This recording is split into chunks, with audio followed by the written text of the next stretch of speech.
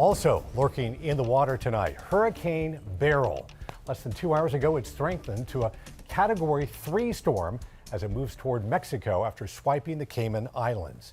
The storm is now blamed for at least 8 deaths across the Caribbean. Cleanup is underway in areas already hit. The storm wiped out most homes on Union Island in St. Vincent and the Grenadines earlier this week. Drone video released by the Office of the Prime Minister of Grenada shows the extent of the damage on the island of Carriacou. And in Jamaica, guests at a resort in Montego Bay woke up to downed trees and bent trees this morning.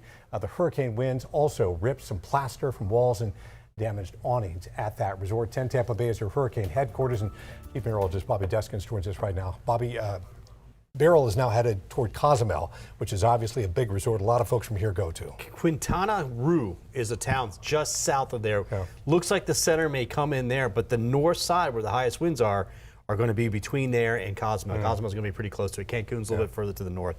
That's tonight, midnight through about noon tomorrow. It has re-strengthened. Category 3, 110 earlier, 115 mile per hour winds now. 111 is getting into that Cat 3 range. Let's take it live out there right now to the satellite, and you can see that it went just to the south of Jamaica.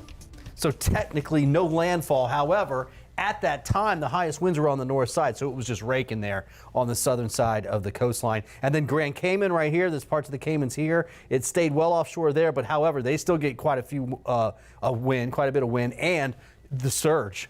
The waves, the surge that this thing is pushing, and that's what's coming in right now. There it is. There's Cozumel. Cancun is up here. Quintana Roo is right about here. And we think it's coming in right where that line is, basically. So they're going to get the north end of that overnight tonight. So there's the close-up picture. What's going to happen is this thing's going to go all the way across the Yucatan over the next 24 to 36 hours.